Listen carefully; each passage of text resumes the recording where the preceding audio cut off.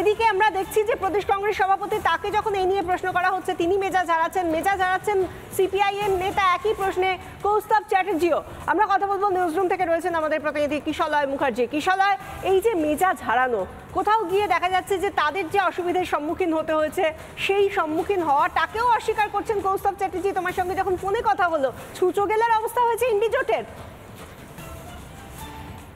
বিশাখা, একদম সঠিক বলেছ। আমি প্রশ্ন করছি কৌস্তব চ্যাটার্জিকে সকালে, সিপিআইএম মুখপাত্র, যে আপনাদের বাধা দিচ্ছে পুলিশ, বিরোধীদের বাধা, ইনক্লুডিং সিপিআইএম, কংগ্রেস, বিজেপি, সবাইকে পুলিশ যেখানে যেখানে বাধা দিয়েছে, সেই বাধা দেওয়ার পরিপ্রেক্ষিতে আপনি কি বলবেন যে এই টুকরে গ্যাংকে কিন্তু পুলিশ বাধা দিচ্ছে না? কিন্তু কৌস্তব চ্যাটার্জি থেকে শুরু করে এরপর অধীর চৌধুরী আমরা দেখলাম তারা নিজেদের বাধা দেওয়া নিয়ে উত্তর দিতে কমফোর্টেবল নন। কেন তাদের হাতে ঘা লাগছে তাদের হয়ে আমরা প্রশ্ন করছি। আমরা বলছি আপনাদের র্যালিতে বাধা দিচ্ছে পুলিশ, আপনারা কিছু বলুন। তারা বলবে না। Speak T not. কোথায় হাতে ঘা লাগছে? টুকরে গ্যাং নিয়ে প্রশ্ন করলে কেন ইন্ডিজোটের গায়ে লাগছে বিশাখা? কেন টুকরে গ্যাংকে এক্সপোজ করলে, মুখোশ খুলে দিলে ইন্ডিজোটের বাম কংগ্রেসের গায়ে হাতে ঘা লাগছে? আমাদের আশ্চর্য লাগছে। আমি কৌস্তব চ্যাটার্জিকে বলছি যে আপনারা ত্রাণ নিয়ে ঢোকার চেষ্টা করছেন আপনাদের গ্রামের সমর্থকদের কাছে, পুলিশ আপনাদের আটকেছে, আমরা লাইভ করেছি। উনি একটা কথা বলতে চাইছেন না, উনি বারবার ঘুরে ফিরে বলছেন কি করে ঢুকলেন, কি করে প্রবেশ করলেন, যে নিয়ে প্রশ্ন আমরা প্রথম দিন থেকে করেছিলাম যে পার্লামেন্টের সিকিউরিটি একদম একদম প্রথম ফার্স্ট প্রায়োরিটি পার্লামেন্টের সিকিউরিটি, দেশের সিকিউরিটি। সেই প্রশ্ন তো আমরা প্রথম দিন থেকে করেই আসছি, রোজ করছি, সকাল বিকেল করছি। কিন্তু ওনার হাতে কেন ঘা লাগছে? অধীর রঞ্জন চৌধুরীকে যখন ইন্দ্রাশিস জিজ্ঞেস করলো আমাদের প্রতিনিধি যে আপনাদের র্যালি করতে দিচ্ছে না, কিন্তু ইন্ডিজোটকে র্যালি করতে দিচ্ছে না এক প্রকার, কিন্তু টুকরে গ্যাংকে করতে দিচ্ছে পুলিশ, আপনারা কি বলবেন? উনি বলছেন যে তুই তো কারি করে যে কোনায় গিয়ে বসে থাক, কোনায় গিয়ে বসে থাক। উনি বলছেন প্রশ্ন করছি আমরা ইন্ডিজোটকে, আপনাদের কেন হাতে ঘা লাগছে? আপনাদের হয়ে কথা বলছি আমরা, আপনাদের কেন হাতে ঘা লাগছে? কংগ্রেসের হয়ে কথা বলছি আমরা, আপনাদের কেন হাতে ঘা লাগছে? বামেদের হয়ে কথা বলছি আমরা, আপনাদের কেন হাতে ঘা লাগছে? বামেদের কেন প্রবেশ করতে দেওয়া হচ্ছে না? ত্রাণ নিয়ে প্রশ্ন তুলছি আমরা, বামেদের কেন হাতে ঘা লাগছে? যখন টুকরে গ্যাংকে নিয়ে প্রশ্ন করছি কেন ইন্ডিজোটের হাতে ঘা লাগছে? যখন পার্লামেন্টে অ্যাটাকের প্রশ্ন তুলছি কেন টুকরে গ্যাংয়ের, কেন ইন্ডিজোটের গাতে ঘা লাগছে বিশাখা? এটা একটা আশ্চর্যের বিষয়। তাদের হয়ে আমরা কথা বলছি আর তারাই উল্টে আমাদের ওপর মেজাজ দেখাচ্ছে, আমাদের সমর্থন না করে। কোথাও তো হাতে ঘা লাগছে বিশাখা, কোথাও হাতে ঘা লাগছে বিশাখা। একদমই তাই। হাতে ঘা লাগা নিয়ে স্বাভাবিকভাবেই প্রশ্ন উঠছে যে কেন হাতে ঘা লাগছে ইন্ডিজোটের সদস্যদের। ধন্যবাদ কিশলয়। নিউজরুম থেকে ছিলেন আমাদের প্রতিনিধি কিশলয় মুখোপাধ্যায়।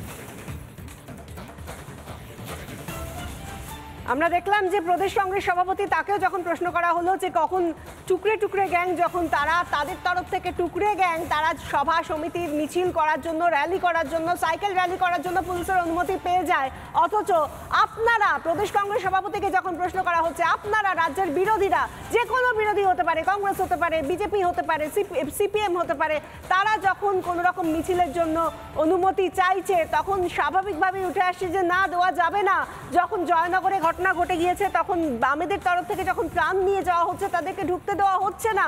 যিনি রাস্তা চেনেন, গলি চেনেন, অলিগলি চেনেন, সেই কান্তি গঙ্গোপাধ্যায়কেও বাইক আটকে দেওয়া হচ্ছে, তাকে অকুস্থলে যেতে দেওয়া হচ্ছে না।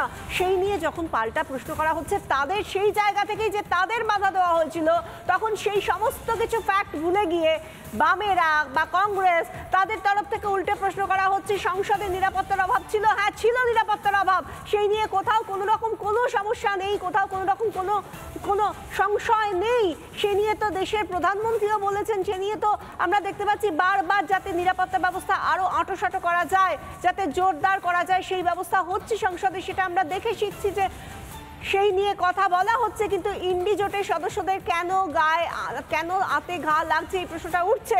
আমাদের সঙ্গে সিপিআইএম নেতা সুজন চক্রবর্তী রয়েছেন টেলিফোন লাইনে। সুজন বাবু, আমরা যেটা দেখতে পেয়েছি যে বিরোধীদের, যে কোনো বিরোধী হতে পারেন রাজ্যে, তারা যখন মিটিং মিছিল করতে চান তাদেরকে বিভিন্ন সময় পুলিশের তরফ থেকে বাধার সম্মুখীন হতে হয়, কিন্তু টুকরে গ্যাং তারা যখন মিটিং মিছিল করতে যাচ্ছেন তাদেরকে কিচ্ছু জিজ্ঞাসা করা হচ্ছে না, ভেরিফিকেশন করা হচ্ছে না, অনুমতি দিয়ে দেওয়া হচ্ছে। কেন? আমি তো বলতে পারবো না, আপনার তথ্যটা ঠিক বলে তো আমার শুনে মনে হয়নি। বিরোধীদের বাধা দেওয়া হচ্ছে আর টুকরে গ্যাংকে প্রশ্রয় দেওয়া হচ্ছে। টুকরে টুকরে গ্যাং কারা? টুকরে টুকরে গ্যাং বলতে যদি ওই ছত্রধর মাহাতোদের বলেন, ওরা তো তৃণমূলের এক্সটেন্ডেড অংশ। টুকরে টুকরে গ্যাং আপনি বলতে পারেন, আমি জানি না কাকে বলছেন। আর টুকরে টুকরে গ্যাং তো আমি পশ্চিমবাংলাকে খোঁড়া বলতে শুনিনি। থেকে শুরু করে সৌরভ চক্রবর্তী যারা মিটিং করেছেন, র্যালি করেছেন, সাইকেল র্যালি করেছেন, জেলায় করেছেন, কলকাতায় করেছেন, তাদের যারা একটা সংগঠনও নেই তাদেরকে তারা অনুমতি চেয়েছেন, দিয়ে দিয়েছে পুলিশ। আমার মনে হচ্ছে যেটা কেউ জানে না তাদের প্রচার দেওয়ার জন্য আপনারা হয়তো সব বলছেন। কেউ জানে না তো কে ললিত ঝা কোথায় মিছিল করেছে, কোথায় মিটিং করেছে। সৌরভ চক্রবর্তী নিজে আমাদের জানিয়েছেন, এক্সক্লুসিভলি সৌরভ চক্রবর্তী নিজে আমাদের জানিয়েছেন। সে কে? সৌরভ চক্রবর্তী কে? সৌরভ চক্রবর্তী কে আমি জানি না। টুকরে টুকরে গ্যাং কিনা তাও বলতে পারবো না। যেটা জানা নেই সেগুলো নিয়ে বলা কোনো মানে নেই। দেখুন, পার্লামেন্টে যেটা হয়েছে সেটা অবশ্যই সমর্থনযোগ্য নয়। আচ্ছা, একটা কথার উত্তর দেবেন সুজন বাবু? আপনাকে একটা পরিষ্কার প্রশ্ন করছি, আপনি প্লিজ শুনবেন। আপনি অপরিষ্কার প্রশ্ন করছেন, বলুন। আমি এবার আপনাকে চেষ্টা করছি পরিষ্কারভাবে প্রশ্নটা করার, আপনি একটু শুনবেন এবং শুনে পরিষ্কারভাবে উত্তর দেবেন। আরে আপনি আগে বলবেন তো, মহা মুশকিলের আগে থেকে আপনি দেখতে পাচ্ছেন না মোটিভ দিয়ে কথা বলছেন। বলুন, প্রশ্ন করতে বলছি তো, বলুন। শুনুন প্লিজ শুনুন। আমার প্রশ্ন হচ্ছে, বিভিন্ন সময় আপনাদের যে পলিটিক্যাল অ্যাক্টিভিটি থাকে, মিটিং মিছিল হতে পারে কোনো রকম জায়গায়, জয়নগরেও আমরা দেখেছিলাম আপনারা ত্রাণ দিতে যাচ্ছিলেন সাধারণ মানুষকে, তাদেরকে আপনারা ত্রাণটুকু পর্যন্ত পৌঁছে দিতে পারছেন না কারণ পুলিশ আটকে দিচ্ছে। মিটিং মিছিল সেখানেও পুলিশের বাধা। তাহলে আপনাদের কি এটা মনে হয় না যে এ রাজ্যের পুলিশ একপেশে বিরোধীদের ক্ষেত্রে, আপনাদের ক্ষেত্রে? অবশ্যই। আচ্ছা, আপনার এটা মনে হয়? অবশ্যই একপেশে। দাঁড়ান বলেছেন যখন আমার কথা শুনবেন তারপর আপনি কথা বলবেন। অবশ্যই একপেশে, এবং সেইটা আমরা আজকে না বরাবর বলছি।